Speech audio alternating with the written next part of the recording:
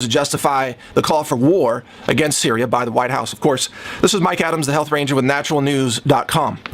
And this is Bombshell news, all right, because everything you've heard about this in the mainstream media is a complete hoax, and I'm going to prove it to you right here, show you the actual evidence right in front of your eyes so you can see it for yourself. Now, I haven't even commented on this war topic at all until this, but when I saw this, I was so just astonished at the complete idiocy, the total hypocrisy, the lying, and the fabrication of evidence of chemical weapons that I had to go on the record and put this out there. So here you go. You have probably heard that the UK government approved export licenses for chemical weapons to be exported to Syria, right? You've heard that news? If you haven't, let me show you some headlines. The Independent revealed UK government let British company export nerve gas chemicals to Syria. France24.com, UK approved nerve gas chemical exports to Syria. Daily Record revealed Britain sold nerve gas chemicals to Syria 10 months after civil unrest. The Guardian, chemical export licenses for Syria, just another UK deal with a dictator. And it goes on and on and on. You can find thousands of mainstream media reports about these chemical weapons that were sold by a UK company to Syria. Now here's the bombshell. Get ready. Guess what these chemical weapons were? Well, according to the Independent, these chemical weapons were the following chemicals. And if they sound familiar, you'll know why in a second. Number one, sodium fluoride. Yep. And number two, potassium fluoride. That's right, sodium fluoride and potassium fluoride are named in these articles and are now being openly called chemical weapons by the international community. Now, if those names sound familiar, it's probably because, number one, they are dripped into your water supply all across the country, and they're called water fluoridation chemicals. Yes, if you are drinking water, tap water, in a city like Austin, Texas, or any of the other cities everywhere around the world, including Australia, where they currently poison the people with sodium fluoride, it is now true that the international media, the international community, now openly calls sodium fluoride a chemical weapon. All right? So let's just get that straight for starters. Secondly, I mean, no one can dispute that. I just showed you the headlines, and in the articles, they call them chemical weapons, sodium fluoride and potassium fluoride. Secondly, if you go out to Walgreens in the United States, you can buy this water called nursery water. You see it? Nursery water. Guess what's in it? Sodium fluoride. It's right there on the label. Sodium fluoride it's added to nursery water for toddlers and babies. Why? Because, well, according to John Kerry, it's a chemical weapon. You see, Colgate, here's another product. I picked these up at Walgreens today. Active ingredient. Check out the active ingredient for yourself there. Sodium fluoride. The same chemical that's called a chemical weapon by the entire mainstream media and John Kerry. Now let's get to John Kerry for a second, because John Kerry says, oh, we have irrefutable evidence, secret evidence, mind you, that you can't see because it's a national security interest, super secret evidence that proves that Assad was using chemical weapons, right? So what is this super secret evidence that you can't see and you can't test, and no independent scientific body can ever test or ever see? This evidence of weapons of mass destruction, which actually makes Bush sound kind of honest in comparison to what we're hearing now. What is this? Hair samples. John Kerry went on TV this last Sunday and talked about how they've got hair samples that show, what did he call them? Precursors or properties of sarin gas. They have elements of sarin gas in the hair samples. Well, guess what, folks? Guess what? If you drink fluoridated water, you will have fluorine atoms in your hair. And this, just to prove that this is true, let me show you this screenshot of a study from science.naturalnews.com, the effects of fluoride on cell migration, cell proliferation, so on and so forth. This study talks about how you can measure the level of sodium fluoride in hair samples. Now, a lot of these measurements are done by an instrument called ICP-MS, inductively coupled plasma mass spectrometry. It's one of the systems that's used throughout the industry, forensic food labs, food contamination labs, universities. The FDA uses the same system. That machine, because it uses a plasma torch, which destroys complex molecules as part of taking the sample, that machine cannot distinguish between sarin gas fluorine elements and sodium fluoride fluorine elements.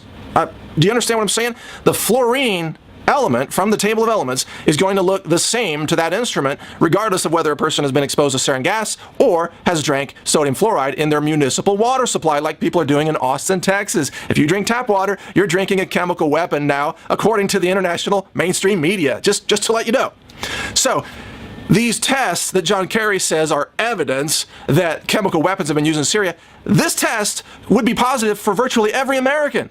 If you take hair samples of people off the street of Austin, Texas, and you put them through the same ICP-MS, you are going to find the same evidence of chemical weapons because the fluoride is going to accumulate in their hair tissues as fluorine atoms that are shown in the ICP-MS test once they go through the plasma torch. Are you following me? In other words, according to John Kerry, the United States of America, states, cities, municipalities are also engaged in attacking their own citizens with chemical weapons.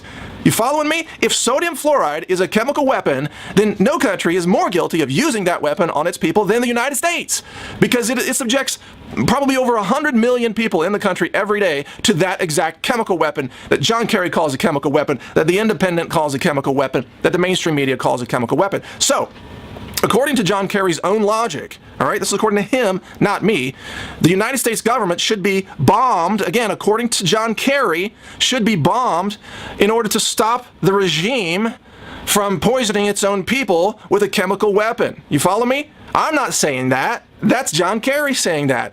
He's saying any government that uses sodium fluoride on its people is engaged in chemical weapons attacks on its people and should therefore be bombed or overthrown or whatever they want to do.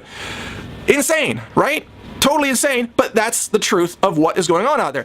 They needed a reason, folks. They needed a reason. They needed some evidence. Just like George Bush joking around about, oh, where are the weapons of mass destruction? Are they under here? We can't find them. Well, Obama needs evidence now, too. So what are they doing? Fabricating it by getting hair samples of people who drank sodium fluoride, running it through the test machines, the ICP-MS, and getting high readings of fluorine atoms and saying, oh, that's proof that sarin gas was used on these people.